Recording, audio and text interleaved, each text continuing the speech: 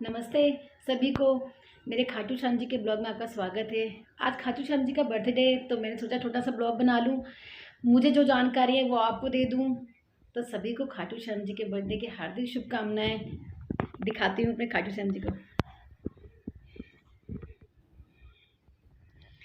ये मेरा मंदिर है। आज मैंने कान्हा जी की ड्रेस भी चेंज करी है। खाटू श्याम जी की ड्रेस वाले नहीं है पर खुद से माला बनाई है इनकी, वो प्रो के। ये तो बहुत लोग जानते हैं कि वो भीम का पुत्र घटोत्कच था और घटोत्कच के जो पुत्र थे वही बर्बरी थे और बर्बरी ही जाके वो खाटू श्याम जी के नाम से जाने लगे थे। उनकी माता का नाम ना मारवी था। वो जब छोटे से थे ना उनको भी लगता था कि सबके पास शक्तियाँ होती हैं, मेरे पापा के पास है तो मेरे पास भी क्यों नहीं है। तो उन्होंने सोचा मैं तपस्या करके मेरे पास भी कुछ शक्तियाँ प्राप्त हो जाए। वो तपस्या करी उन्होंने कामाख्या देवी की, जो कि उन्हें 3 धारी तीर प्राप्त हुआ। उसके बाद वो जब बड़े हुए तो उन्हें लगा कि वो इसका भी कुछ मतलब उपयोग करना चाहिए। वो महाभारत युद्ध हो रहा था उस टाइम पर, वो वहीं निकल लिए।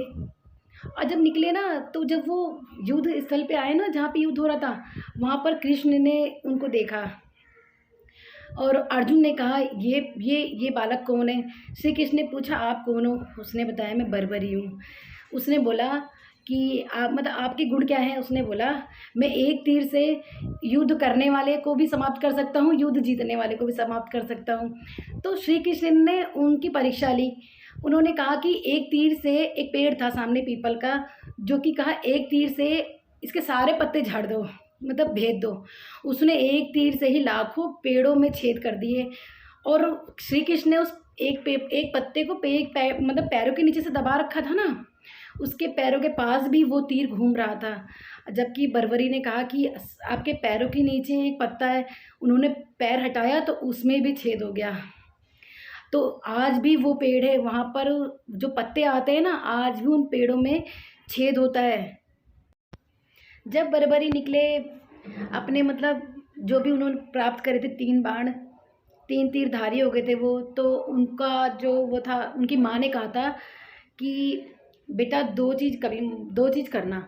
एक तो जो हारे का सहारा हो वो बनना, और जो कोई तुमसे कुछ भी मांगे उसको मना मत करना। यही हुआ था महाभारत युद्ध में भी उनके साथ।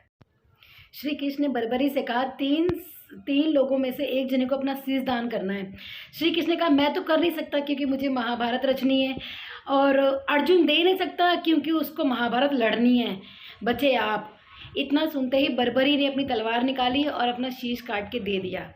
लेकिन बर्बरी ने कहा श्री कृष्ण ने कि मैं योद्धा हूँ, मैं पूरा युद्ध मतलब रणभूमि रह के देखना चाहता हूँ। तो श्री कृष्ण ने उनका शीश उठा के किसी ऊंची चोटी पर रख दिया जहाँ से उन्होंने पूरा युद्ध देखा है। जब पांडव युद्ध जीत गए तो सब श्री कृष्ण को श्रेय देने लगे, लेकिन श्री कृष्ण ने कहा जिन्होंने पूरा युद्ध अपनी आंखों के सामने देखा है उन्हीं के पास चलते हैं।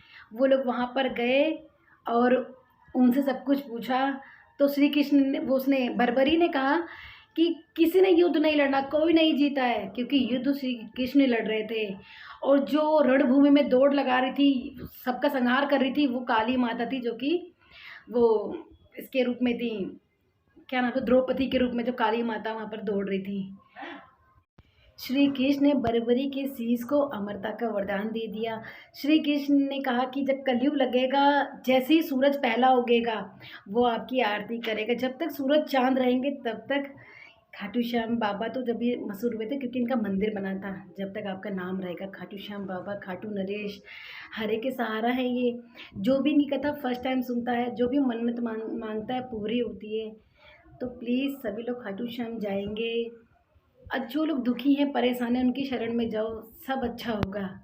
कहते हैं ना, श्रद्धा हो तो वहाँ सब कुछ होता है। जय खाटू श्याम बाबा की, जय खाटू नरेश की, हरे के सहारे की।